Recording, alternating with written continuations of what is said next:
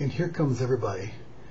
Shirky makes a number of references to the economist Coase, C-O-A-S-E. Coase wrote in primarily the 1920s and 1930s and is famous for Coases Law.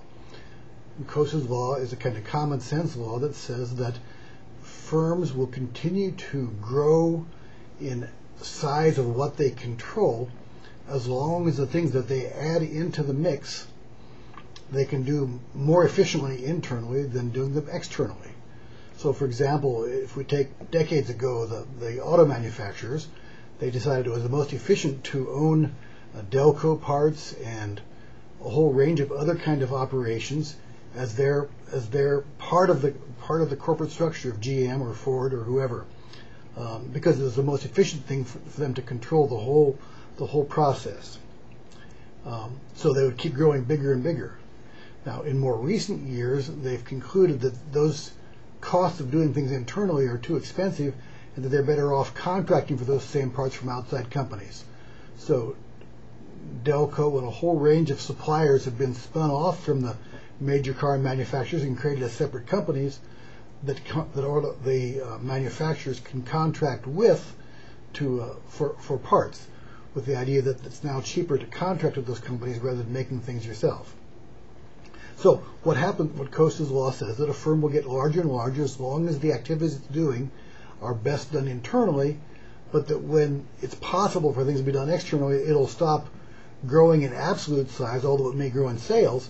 It'll stop growing in absolute size because it'll end up doing more and more subcontracting for other services.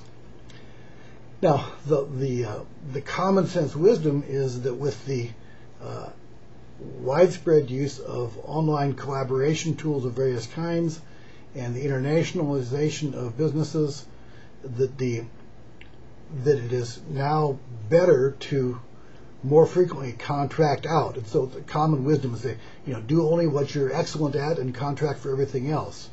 That implies that it's possible that the online community has made it possible to reduce costs such that it's now much more efficient to contract out for many services rather than doing them yourself. This may or may not be true. I talked to Jonathan Andreas, who many of you will have for a later on managerial accounting course, and he says he has a hard time finding evidence in the macro environment that Coases Law is actually that the large firms are downsizing. He says Coases Law is true, but the idea that they are finding it more efficient to do things externally and not growing because of that, he doesn't see any evidence. The Fortune 500 are still growing and getting bigger and bigger share of the economy. So he would argue that Coases Law is true, but the idea that we have hit a kind of turning point is not true. Let me come at this one more time then.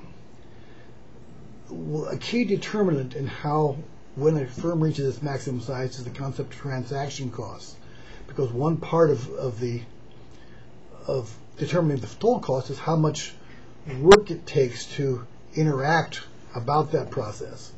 So if you have a company and you're making a part internally, the transaction costs of discussing how to specify that part and arranging for its delivery and so forth are lower than if you're doing it with some kind of external group that you have to monitor.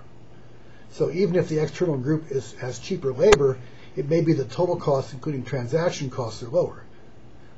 People like Shirky are arguing that nowadays transaction costs have dropped dramatically, and so the contracting externally is better.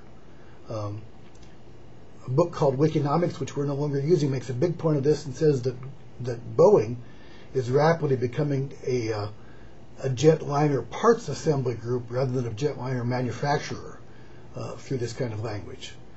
Again, the book is not completely out yet on whether the things Shirky describes are completely accurate, particularly for large firms. Thank you.